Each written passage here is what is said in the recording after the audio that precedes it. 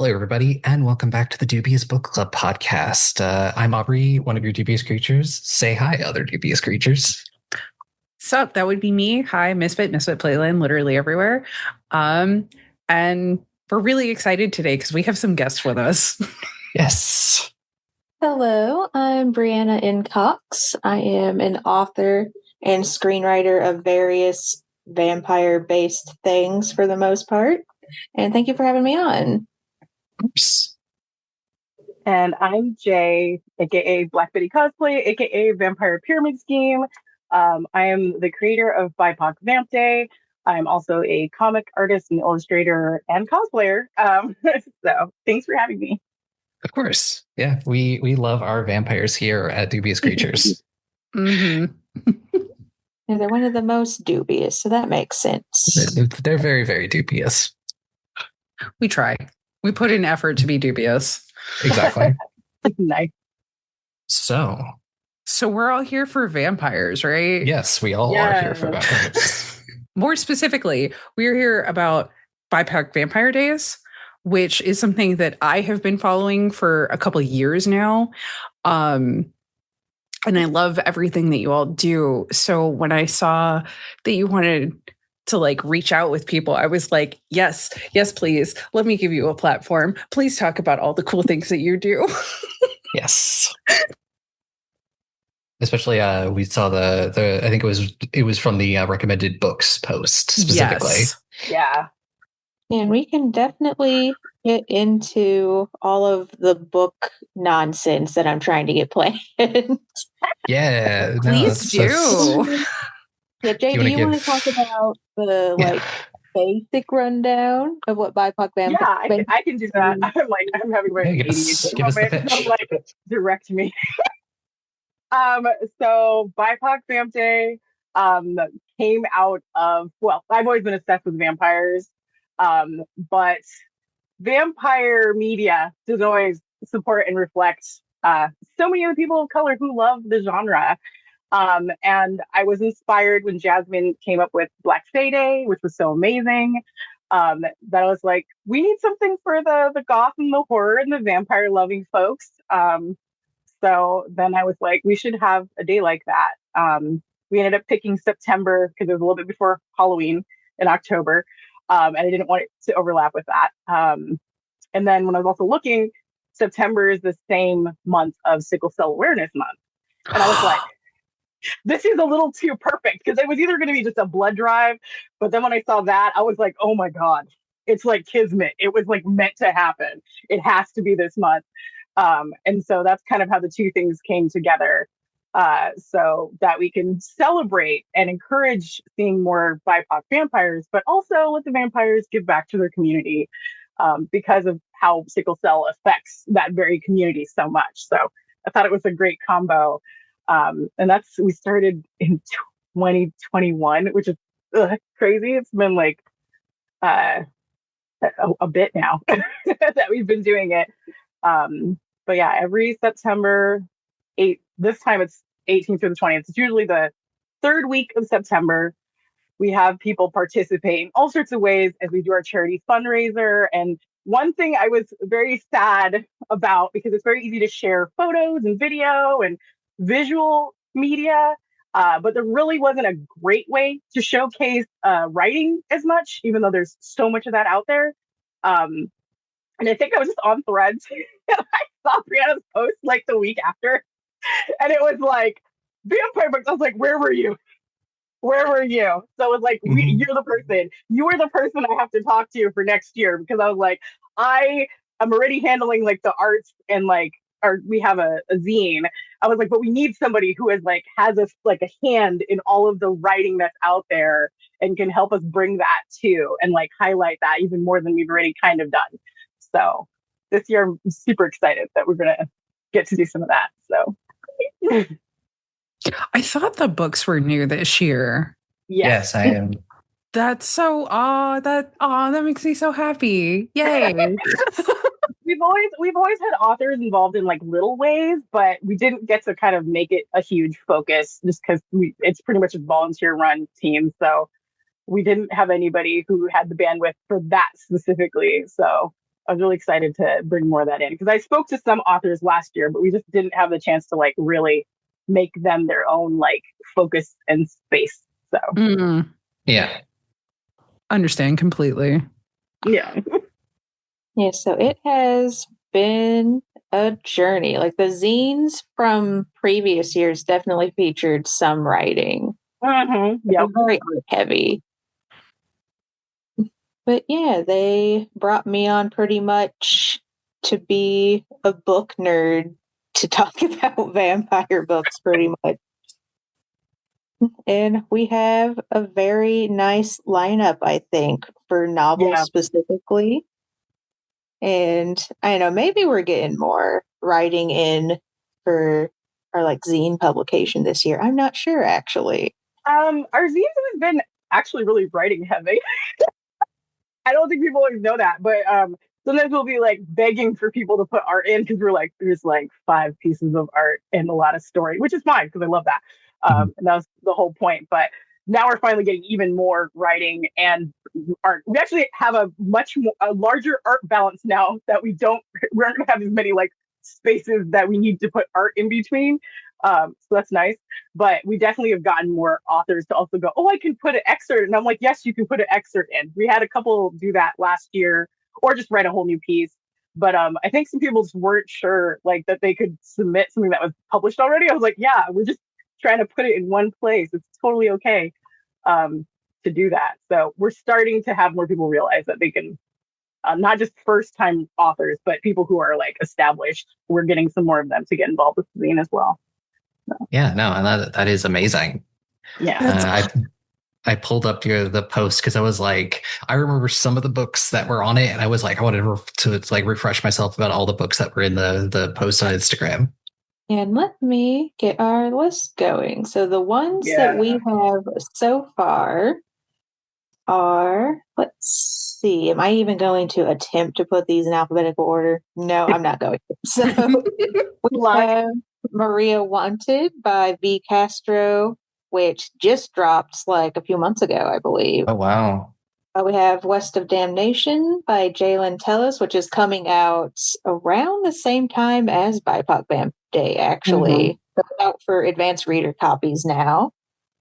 We have The Promise Keeper by Elle Marie Wood, who is currently, is she the president of the Horror Writers Association, or is she just important with the Horror Writers? I forget which one, honestly, but we're talking to her, and that's really awesome. Yeah. Oh, cool.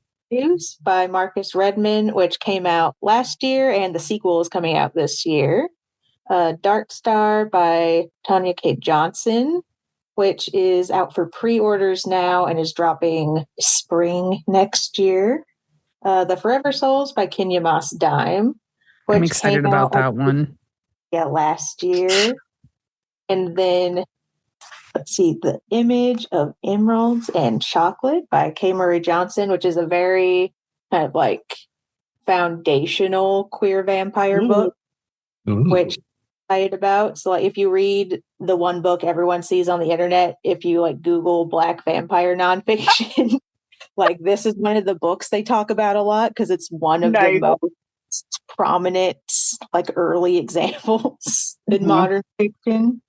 So I'm glad we got him to come in and speak for our panel. I have been desperately trying to get Joel Gomez, and I cannot schedule anything with her. So maybe next year. Yeah. We have future years. Oh yeah, and I almost forgot Dawn. We have Vampire in Beijing by Dawn Finn, which is coming out next year. But she does have her fantasy book about witches that you can put a book box so you can get something else by her in the meantime. And then we are also talking with Nicholas Smith, who is not a writer, but he is the Center's concept artist who did all of their really cool, badass vampire arts. Yeah. So that's so cool. Sorry.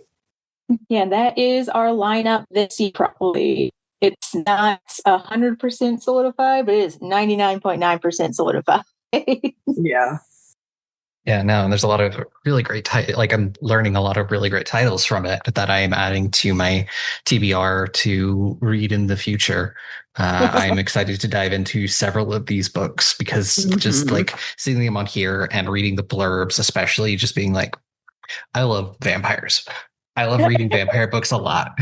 So getting like I've been reading vampire books since I was probably way too young to be reading vampire books. I've told the story of but my parents were very much the kind of people who were like, we don't care what you're reading as long as you're reading, which led me to read some really wild things way too young because they I just had that didn't police what problem. I read.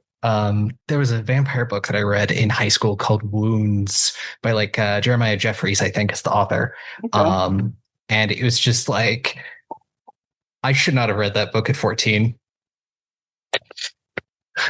Uh, Sometimes you just get the calling. Why? mhm. Yeah. Yeah, I Yeah. feel like And when I was very young, I read like the Good Ghoul's Guide to Getting Even or something. uh-huh. And I was like, yeah, vampire books. And then I immediately went to adult vampire books, which Hmm. was a bad call. I was poorly Yeah. supervised. So I Yeah. went from that No. to like, Salem's Lot, which was a lot Oh of my god. Oh, yeah. Wow. Yeah. I'm like, I can't judge. I think I read the Vampire List that at like 11. Yeah, Yeah. I read Um, I read Interview with the Vampire shortly after I read Wounds. So yeah, I went through all uh, of those when I was like 14. yeah, I think I saw a news article about I think it was the movie coming out. And I saw the news article and I was like, ooh, vampire book. Okay, let me go find this. Thank God for the library where I was. They mail it to you. Not Oh, that my that's good. Cool. parents, Is not it that like a my public library? yeah, it was a public library. I don't think my Oh parents yeah. would have cared because they were letting me read Stephen King and whatever else I picked up randomly. They did not care. They were like, "You're reading, yay!" And I read at a very mature level, so I was just like, "I don't want no more baby books. Give me this." And so I definitely like read it the first time, and then I was like, because it was a library book, I had to keep checking it out because I really liked Yeah. it. And I just remember like one year, I think I was like 12, so I was still really young. They sent me the graphic novel version, Oh Oh, no. and I opened Oh. the thing, and mind you, I'm still really young, and I just saw the cover, and I had like a near heart attack because I was like, my parents are gonna see something visual now, like it's not words anymore, and I just like panic attack, like shoved it back in the bag and mailed it back because I was like, I can't have this one. But then I just Yeah. got the book again. Like the non-visual book again. But yeah, I was like, I loved at the libraries. Let me get whatever. Yeah. No, I mean it's just of the like I also remember like my obsession with vampires started like real young. I I also just like had parents who didn't always like work policing what I was like watching as much either. Like I could just sometimes get away with watching things. Is I was like 6 when I saw The Lost Boys for the first time. Yes. And Wow. I've never been the same. yeah, I feel like I'm like the odd one out with The Lost Boys because I didn't see that movie until like college for some reason. I have no Whoa. No, idea why, because it is right I'm up my alley. I'm right there with you. I didn't see it until I was in like my 20s. And Oh everyone my around me god. was like, how have you, Misfit, not seen The Lost Boys? And I was like, Truly, that's I'm so impressive. sorry. I watched The Crow at a really young age. Does that count? It's Like, fair. That counts. That counts. It counts. It counts. It totally counts. Yeah, I'm like, maybe it's because I was on like the West Coast. Maybe that's part of it. People were like, you gotta see Lost Boys. Like it was just like a thing. Mm. I don't know. But I definitely saw it like not in theaters when it came out, but they put stuff on TV real early. So I Yeah. saw a lot of stuff on TV because of that. I definitely saw Lost Boys that way, I think, at a young age. I think the first vampire movie I should not have been watching, and it was like, now I feel old. Now I'm gonna age myself because I'm in my 40s. But we had like a dial TV. That's how old I am. Before Fox was a like a actual channel, and we didn't have cable, and I just had like antennas. So I was like at late at night because I was always a night owl. I was destined for vampires. I would like play with the antennas until I got something on the UHF channel, and sometimes you'd get cable. And by some sheer coincidence, I got to see So I Married a Vampire, which is a horrible movie. Movie is terrible. It's so bad. So bad. It's so bad. It is so bad. It is so bad. Oh I was young. I didn't know any better. And I just remember watching this woman's horrible life. And this vampire then murdering everyone for her. And I just remember sitting there and being like, I love this. I love this. This is great for me. I'm enjoying this. This is the best story of all time. It's like this, you know what? Fucking mood. I was like, yes. Mm-hmm. Mind you, I probably was reading Vampire List at the same time too. So I was like, yeah, vampires are the best. They also were like how I could sleep at night with no nightlight. Because I was like, vampires don't need nightlight. And I was like, you don't either. You're a vampire. Cool. But yeah, you mean sometimes we find vampires a little earlier than expected. I mean, they can't all be the kid versions, but I like that there are kid versions out there for the little kids to also see. Yeah, so. No, it's always really nice, especially like growing up in the 90s. There's just like that like weird sort of like there was a lot of horror aimed at children in the 90s. Yes, there was. What happened? We were all messed up little like enamored with, was it Goosebumps or was it Goosebumps? Yeah, the Goosebumps vampire teeth episode. Yeah. Yes. Like I would get the VHS tape that had like that and like one of the really shitty Goosebumps episodes no one remembers that I don't even know on it. It's like, this is the one I'm going to watch today. Yeah, Goosebumps was good for that. Goosebumps and I think there were a couple. I think there might have been a vampire story in Fear Street because I think I definitely read that. I feel like there was, yeah. No, there's vampires are like one of those like very enduring things, like where when you think about it, like even when you go back to like folklore, like everywhere has their own version of the vampire legend, and it's fascinating. Everywhere. I mean, like, and I think that's why. I was always really annoyed when people would be like, here's my crazy vampire thing. And they'd be like, it's not Dracula. Or they're not white. This is wrong. I'm like, what are you talking about? You know, there's folklore about vampires in every country that has malaria or anything else. Yeah, exactly. Like, come on. Be serious. Yeah. Yeah, no, it is fascinating. And it's especially fascinating. Like folklore is like one of those like special interests of mine where I just love learning folklore and like from everywhere in the world. And like I did go like on a very autism hyper focus of like learning about everywhere that had a vampire legend and where it might have come from and all of the things that they have in common and then everything else that's different about them. Yep. I will say this. I am glad to see more representation in vampire media and like in horror in general, because I know from my own cultural studies, like there some African mythos scares the bejesus out of me, and I know it should, but it is terrifying. And every time I get to see media or read about it, I'm just like, this is actual nightmare fuel. Like this terrifies me. I would never mess with it. Why? So I'm excited to see more of that coming out because like it makes things new and fresh and exciting and we need more of it. Yeah. There's like especially in this climate. Oh, absolutely. Yeah. There's just so many folklore and superstitions and all that to like leave it untapped, you know, for the same story again and again. I am that one person where people are like, you love vampires, you must love Dracula. And I'm like, no, baby, I don't. Feel free to hate me. But wait, who is your vampire? Who's your favorite? What? I don't play favorites. Or if I'm gonna play favorites, I'm gonna say my own creation because I just have to be that bitch. But no, you are valid. You are 100% valid. The real truth is Lestat left a mark on me from a young age. But like I have many other favorites that come along, so I don't like picking because I like them all for different reasons. But I have so many bitter feelings about Dracula. So every Dracula remake that comes out, I'm just like, I die a little inside and just get angrier and more villainous because I'm like, we've seen it already. Can we please, for the love of God, tell any other story?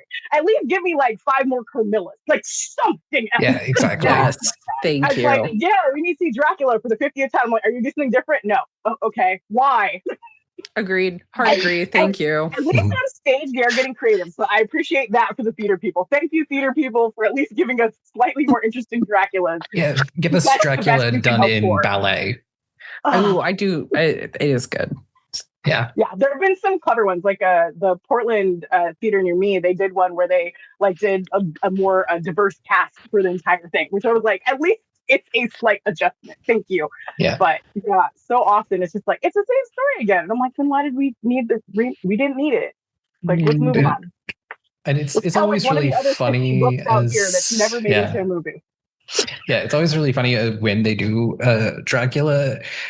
I don't think I've ever actually seen one that's adapted actually from the book where it follows specific things in the book. So if you're gonna do Dracula, do a incredibly faithful adaptation of the book. They don't want to do that though. No, they don't. That's complicated. They're like, no, ew. That requires reading, and people apparently don't like doing that. Requires reading.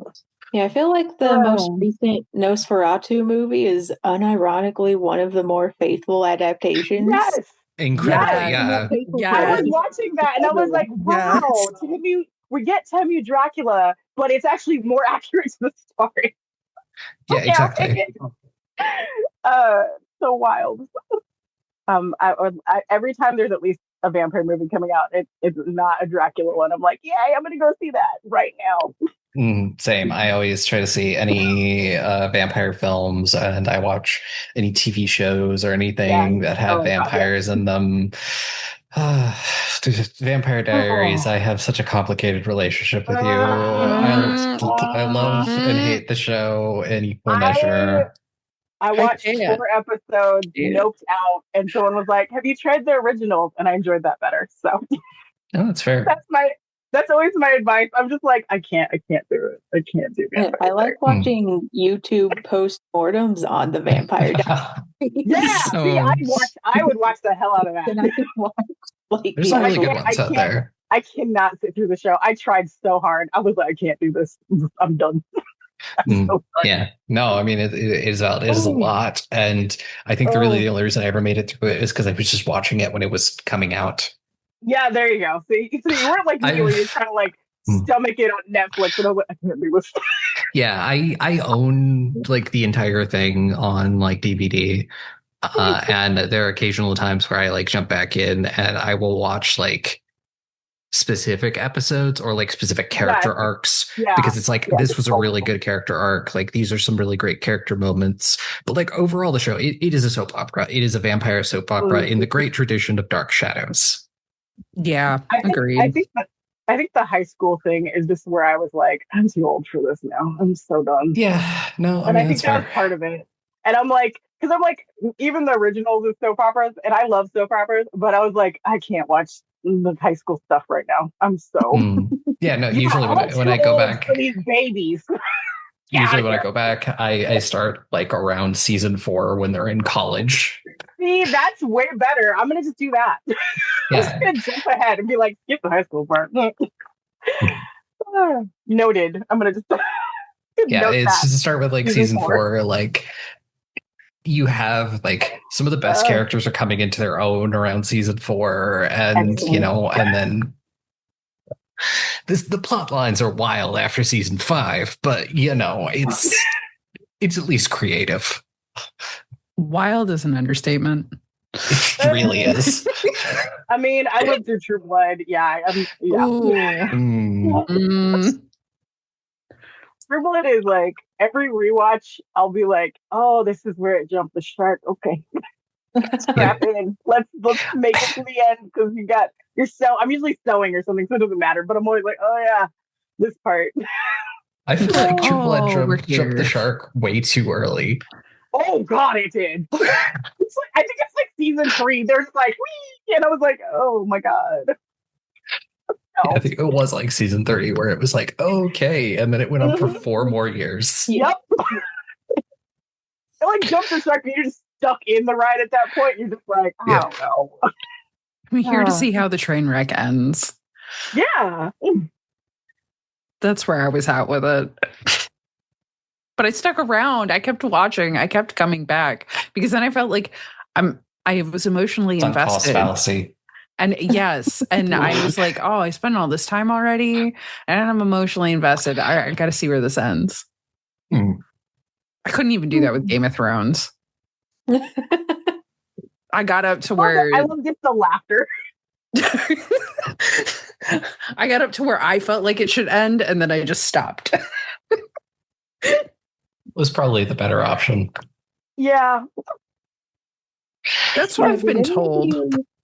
Yeah, did any of y'all see the Masters of Horror show back when it was airing? Yes. Oh no, I missed it. Yeah, what was it? Was on like Showtime, I think. It was Showtime. It was like an anthology where essentially Showtime was like, here's a bunch of money to a bunch of like of the 80s horror filmmakers make an hour-long horror movie. God damn, that sounds awesome. Stacked for no reason in retrospect. Yeah. I bring it up because their vampire episode was directed by Ernest Dickerson, and I just figured that out. And he's like a cinematographer and filmmaker who works with Spike Lee all the time. Yeah. Mm-hmm. Yeah, no, Ernest Dickerson is really good. I've enjoyed a lot of his films. Yeah. Because like Shudder had some really great I think I haven't had a Shudder subscription for a while, but they've had a lot of really great documentaries about like horror movies in general. And one on there was like specifically all about the history of Black horror, and that was really good. It was so good. What? I gotta watch this. I gotta track this down. That or check out Horror Noir, which is so good. So good. I've watched that a lot of times. Yeah, I always like to bring that one up because I feel like it's like a fever dream. Like no one remembers that show. It's like I swear. I had some episodes on DVD. I don't remember which ones. It was weirdly stacked. Also very good for like diverse horror directors, especially for like the early 2000s. Oh yeah. Yeah, definitely. So yeah, I highly recommend that one. But I've been just like in my vampire media bag for the past few weeks. Like Jay can tell you, I've been like looking at like the history of vampire films. Like where was like literally the very first one? Like where's like the first time like a not white person showed up in a vampire movie? Like when's like all of like the various different racialized groups showing up. So I am making my list slowly but surely. I cannot wait to see that. I kind of really want to see that too. Please tell me you're going to like release it for the public.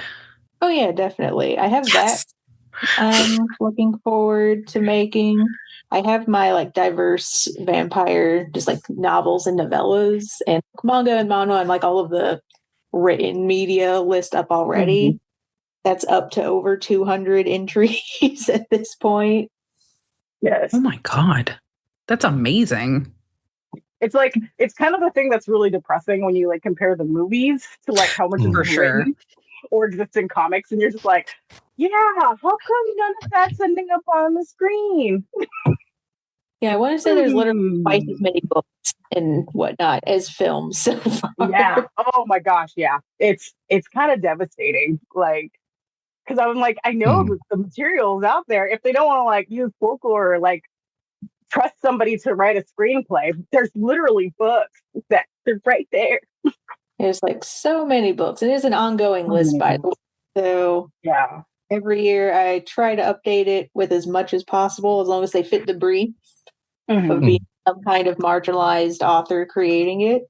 And yeah, there's tons, which is what annoys me so much about all of like the diverse vampire reading list, where it's like the same 5 books over and over. Yeah, I know. Literally like 300. Like you need to pick different ones. Yeah, There no, are there are choices, so many guys. really talented authors out there who are making amazing books, and yeah, I mean, with especially you say with that, like you'll see a bunch of those lists, and it's all the same authors, and it kind of just feels like all of the people who are making this list are just copying everyone else. They probably are. Yeah, I love the Buffalo. It is an amazing book. Also, there are other ones, and we can mention those that like aren't on Obama's reading list. Sounds like the list needs to get updated. And by the list, I mean Obama's reading list. Yeah, why is there not more vampire horror where a priest gets crucified by a vampire on Obama's reading list? It's so satisfying.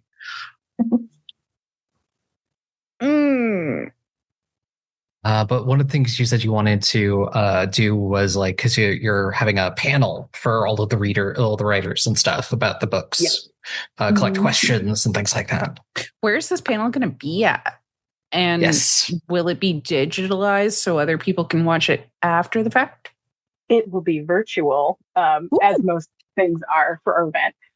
We're probably going to do, well, there's a couple panels, so we'll probably do most of them as YouTube live options. So even though they can't directly, not YouTube live, YouTube premieres. So while we may not be able to get everybody involved to chat with the audience while the video is streaming, we can still field questions that might pop up after the recording happens. Yeah. So at least that way there can be a little bit of interaction as it's also happening. So that will definitely be in the schedule of events for that weekend. That's awesome. Yeah.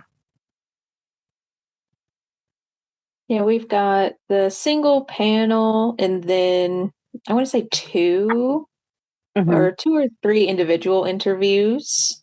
And then a bunch of print interviews that are going to be on the Vampire Pyramid Scheme site or the BIPOC Vampire Day site. Yeah.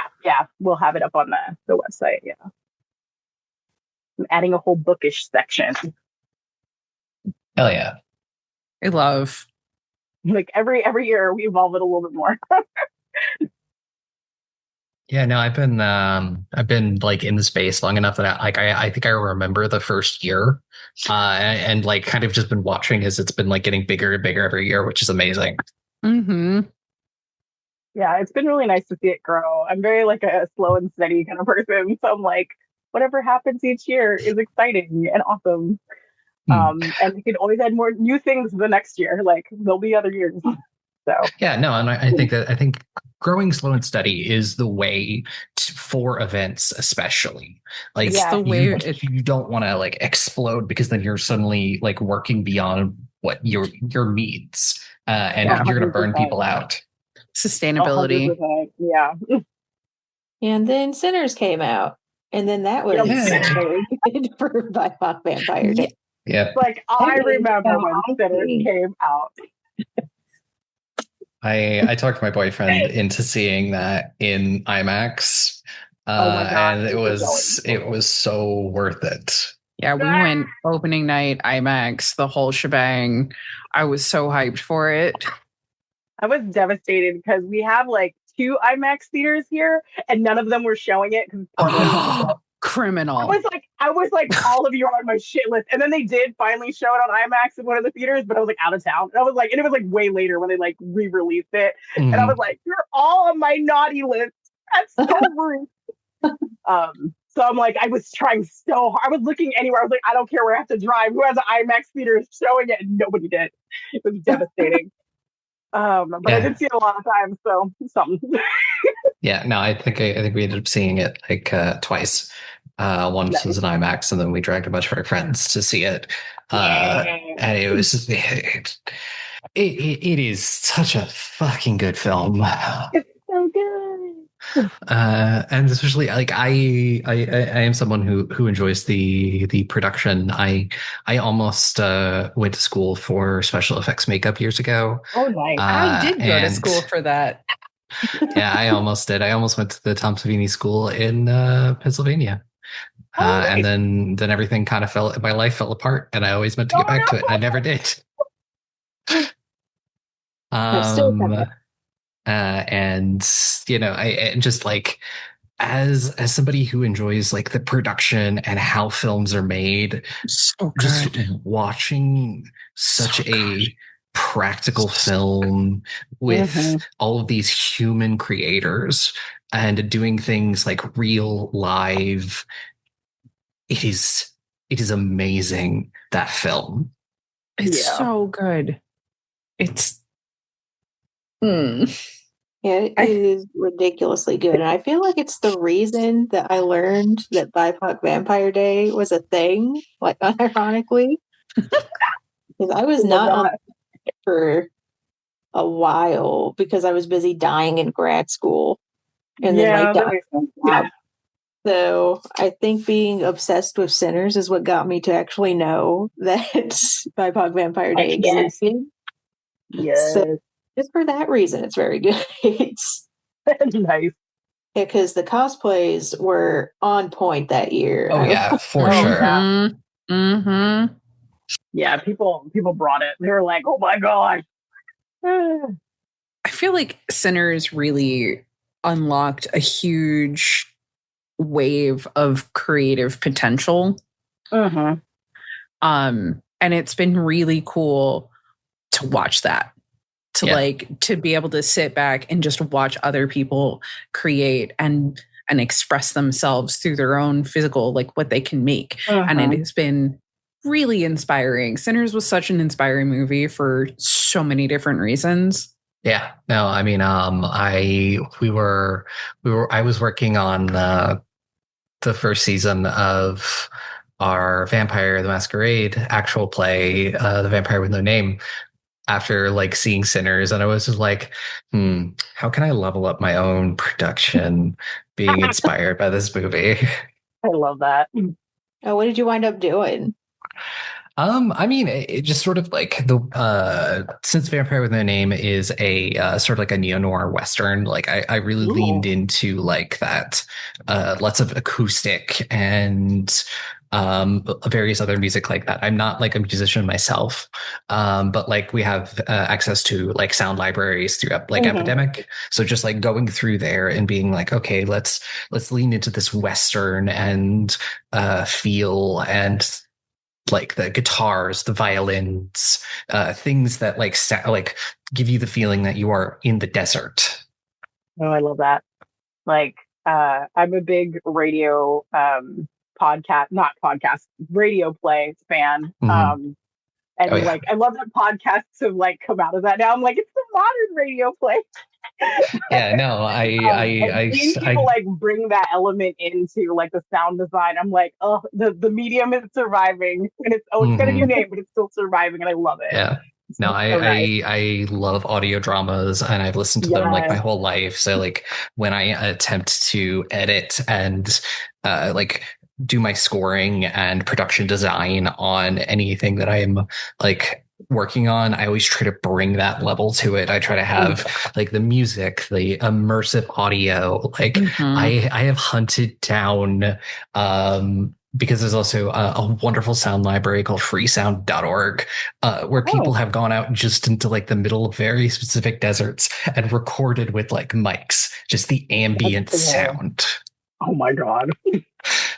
You can tell it makes a difference. Like every time I listen to one of our fully scored episodes, I'm just like awestruck would be the word. Yeah, like it goes so much towards the production design of that. Nice. Yeah. And excuse me, I am feverishly Googling the sound website you just said so I can say I'm like, let me just write this down. Yeah, freesound.org. Epidemic Sound is a really great music and sound library. You do have to pay a subscription fee, but it's like $15 a month, and that's handy. It's thousands. Like I have delved deep, and I have like found the strangest sound effects and like music like on there. The synthwave stuff that you've posted for Final Girl has been quite crazy. Yeah, Nice. I'm currently working on our like mini series, which is set in the 80s.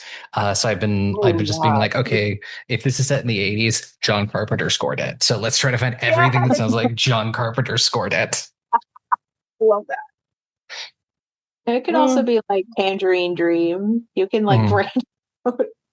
Yeah. Like it's like the vibe of like the 80s like synth wave, especially the 80s synth that existed in like horror. Yeah. Jay, I'm actually not sure. So that might be something to talk about. Like, how much does BIPOC Vamp Day like delve into like TTRPG stuff? Oh yeah. Like totally got zoned out on the audio stuff.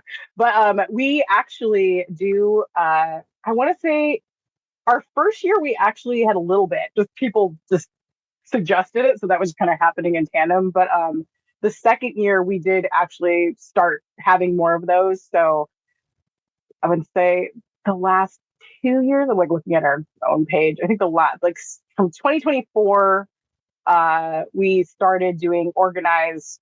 We had some folks who were organizing streaming games. This year, they're taking a break. So we're doing it a little differently, and we're just kind of letting people submit what they have. And we have applications actually open right now. If anybody wants to join us as a storyteller, the details are on our website. But we can have people live stream. They can do pre-recorded. And then also if people have their own platform and they just want it, we've had some people reach out to us too in the past who are like, we're doing a stream and it happens to be that weekend. Like, can you just let people know? And we just do that. So, yeah, we have a decent amount of tabletop and actual plays happening, and people are welcome to join us in that way as well. So, if you're listener, and you want to check any of the stuff out, links are down in the description. Go check it out. Go support the people there. Go watch the streams. I usually always, even if I'm not like able to like really watch it, I always like try and at least have like a tab open to like just help boost it. Same. Anytime I see anything, I'm like, oh, instant repost, no questions asked, done. I love everything. We've had some amazing. I was able to watch some of them last year. The year before that was at a con at the same time as a guest, which was like a nightmare. I will never do that again. But this year or last year, I was able to actually watch some of the performances. They were so good. And there was one that was like the last day, which I actually need to upload to our YouTube channel, where they had they were fighting Nazis, and Fuck it was pretty epic. and there was a guest appearance by Blade. It was very good. So we're always surprised and wowed by what people bring in their gameplay. Like, they're always interesting. So yeah, I can't wait to see what people have for this year. Yeah.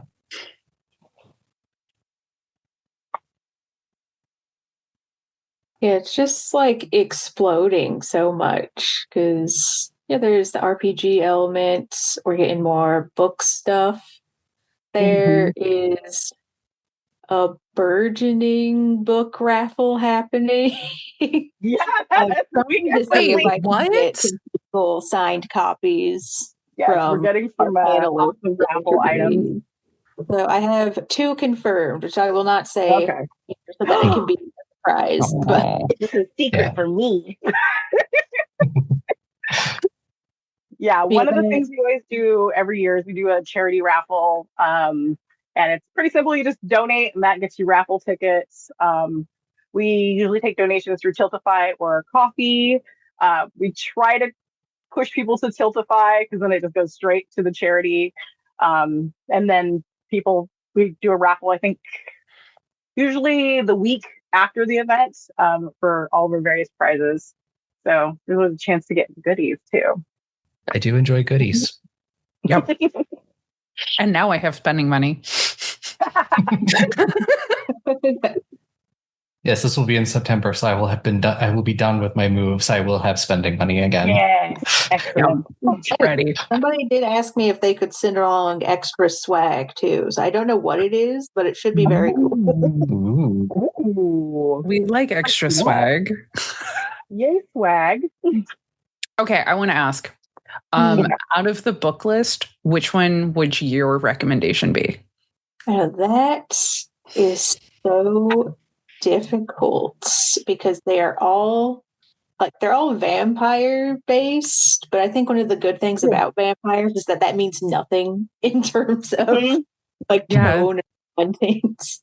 So besides it having vampires, what vibe do you like?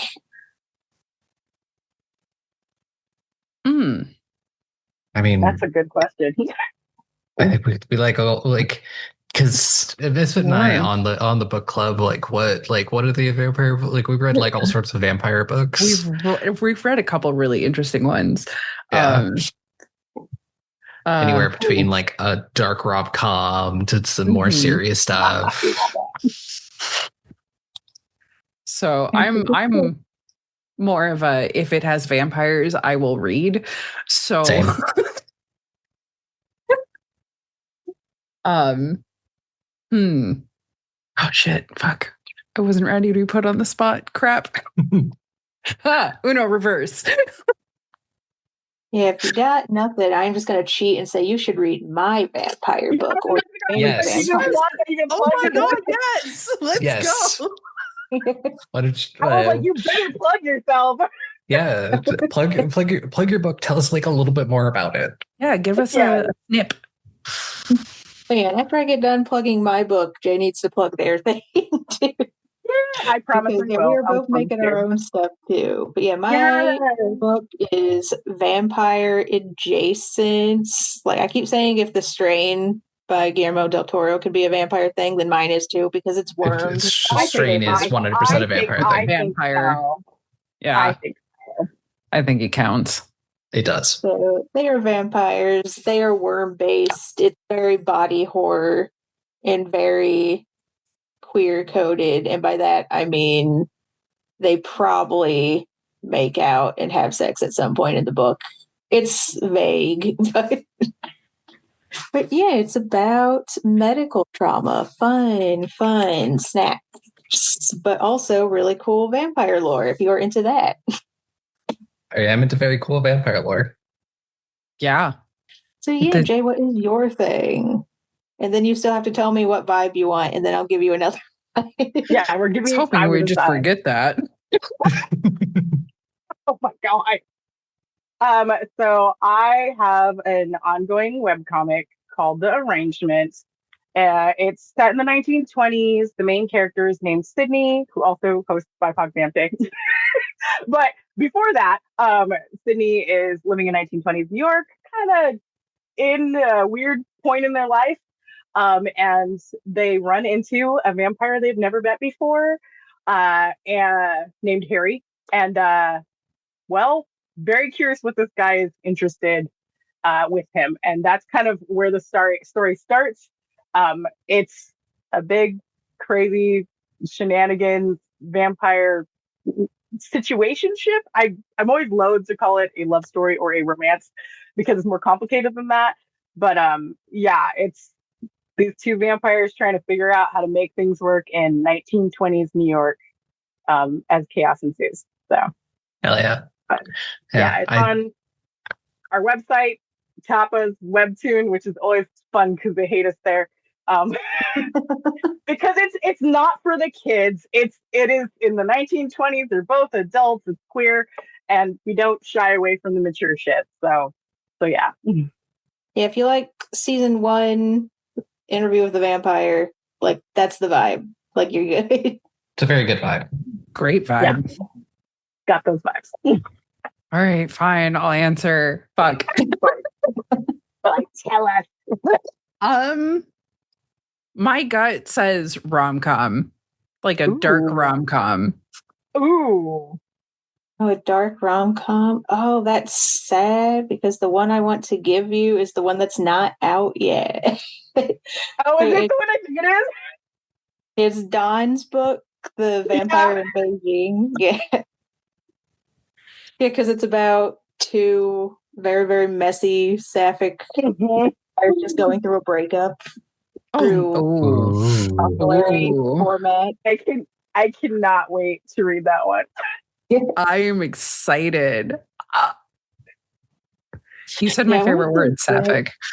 I want to say that's probably the closest one. The Forever Souls is kind of like the Vampire Diaries adjacent in that it's like contemporary fantasy vampires. Okay. There's some romance, but it's not like the main thing.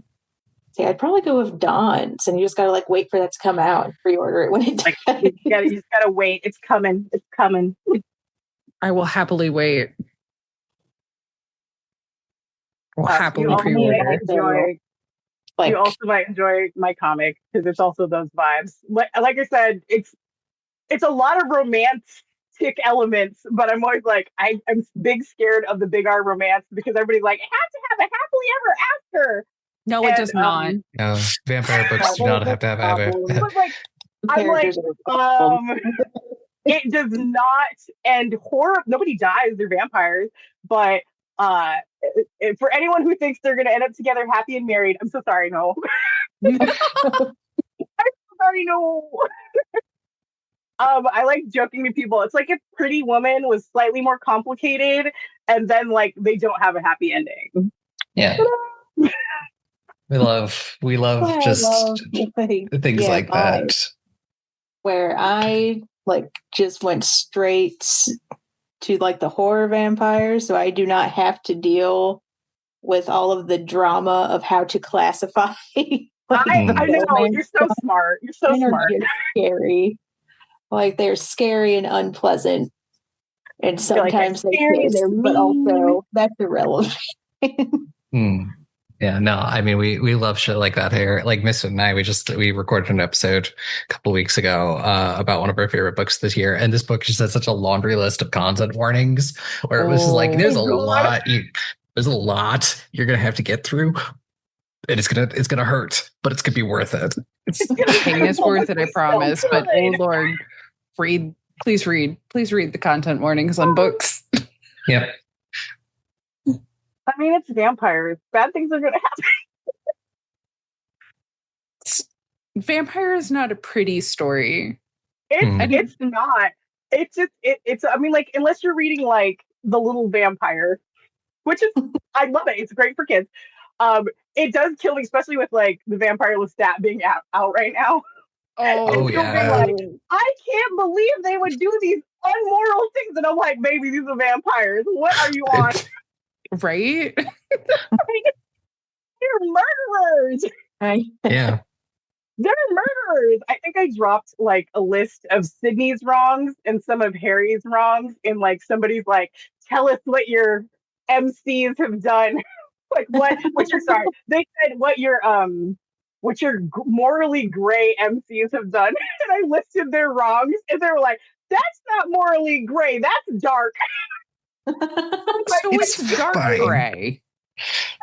Yeah, like one of the nice things about like writing vampires as like your main characters is that you can kind of like do away with the morality play aspects of a lot of fiction. There's like the question of whether or not they're a good person is not on the table. They eat people or not. So now let's like do other shit. Yeah, I mean like they can try to be good people, air quotes, but yeah. Yeah, I mean like just think of all of the horrible things that our vampires have gotten up to in season 1 of The Vampire with No Name alone. We've killed 5 or 6 people. We've blood bonded at least one, and ruined innumerable lives. Yeah, monsters, horrible monsters. I love it. Yeah. Yeah, you are braver than I on engaging with the Vampire Lestat, like real-time reactions. Like I am like refraining from even going near that. I mostly avoid a lot of it, except for a couple people that I was like, you seem not crazy, I'll follow you. But I do love reading some of it and just cackling, because I'm just like, either you've never read these books or you were just very confused as to what you stepped into. Because no, There are a this few is times where not, it's like, I don't know did what you you thought you watch the walked into. previous 2 seasons? I don't. I've had that thought sometimes. Where I'm like, do you not remember him punching a hand through a priest's face? Like, Mhm. do you not remember any of that? Like, there was no. That was like just a Tuesday for him. Like, are you serious? Mhm. And yeah, Especially when people are like, Louis did everything he could to make himself sound like a better person, yeah, but no, he's a vampire. He does horrible he's a things. vampire and he did some bad things. He's Mhm. he's a Zodiac killer. Yeah, that is still the best episode of that entire show, by the way. There's Oh, for sure. A+ S tier writing in that one. No, like I've definitely seen some people who have. They're like, "Was Dad's finally going to tell the truth?" And I'm like, "No, he's not." I was like, "I'm sorry, I read that book when I was 11, many, many times, and he does not tell the truth." Sorry, he tells a story. And, it is going to be as dramatic as possible because that's who he is. Yes. That man is a theater kid. Yes. Mm-hmm. I'm amazed the whole thing isn't a musical, I'm going to be honest. Because it should be. It really should be. Morning that the actual musical was awful. And unfortunately, yeah. Sadness. Just need a good vampire musical. Well, I've heard good things about the Lost Boys musical. And I've heard yes. Yes, I've heard some of the songs for the Lost Boys musical. At first I was like, I don't know about this. And I was like, oh, okay. I live under a rock. There's a Lost Boy musical? Yes. Yeah. Yes. Yes. It's very, very new. It's like this year new. Like it just opened. Okay. Yeah. And I was like, wow. Broadway, or is it Broadway too? It's Broadway. It's Broadway. No, it's Broadway. Oh yeah, so it's a big one. It's a big one. And I'm like, I wish I could go to New York so I could go see it. Same. So I'll just wait for it to start its touring production. I know. Because they come to me. The last few years I've seen Hadestown, Wicked, and I got to see Beetlejuice when it came near me. Yes. I'm jelly. That's nice. None of the Broadway shows ever come to Nashville, and it is very obnoxious. Wicked was here. Which is rude. That's weird. One would think Nashville would be like a great place for like Broadway musicals to like do their touring performances. We get a lot of off-Broadway stuff, but like I think Wicked was the only Broadway thing we had for a very long time. And that's only because the movie came out. And they're like, oh my God. Fair. I know Nashville's weird and I hate it. And I love it at the same time, but also it's obnoxious. No, that's fair. Hey, we've been going for a little over an hour at this point. I want to give you all a chance to like anything else that you want to plug or mention about BIPOC Vamp Day. Sure, we covered most of it. Do you want to very roundaboutly touched on pretty much everything important? I was like looking over it. I was like, we covered the tabletop and the zine, and we covered the fundraising, and we covered the books. And I don't no, really. None of it's an extra topic. Sort of just wrapping it up. Do you want to like reiterate where we can find you? All of that stuff. Yes. Yep. All right, Jay, you want to go first? Yeah, since you've got all like the main links for everything. Yes, I'm like pulling them up so I can look at them and like remember how to read things. All right. So I'm Jay, again, creator of BIPOC Vamp Day. We'll be doing it this year again, September 18th through the 20th. It's a virtual event, so you'll want to find us at thevampirepyramidscheme.com/BIPOC Vamp Day, or the short version is bit.ly/BIPOC Vamp Day.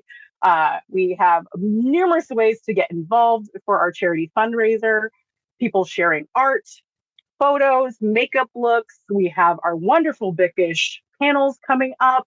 We're going to have some tabletop streaming. You can still submit if you're interested because we're looking for storytellers. We have a zine, and we're going to have some awesome goodies for our charity fundraiser. So check us out. You can also follow us on Instagram at BIPOC Vampires, and also on Tumblr, same username. And hope to see you guys this September. And for all of my stuff, so you can find pretty much all the information about me and my book Indigents on my author website. It's just briannaincoxwriter.com.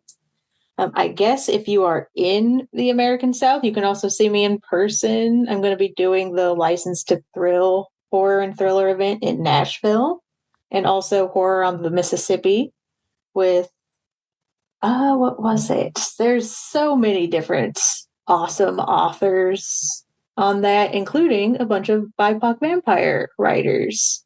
So if you want more BIPOC vampire stuff, come hang out with us in New Orleans in October. It's going to be very fun. Mm-hmm. And you can also find me on Instagram and Threads, where I post more about like bookish stuff and obsess over vampires a lot on Pedro Paro too. And yeah, I think that is everything for me.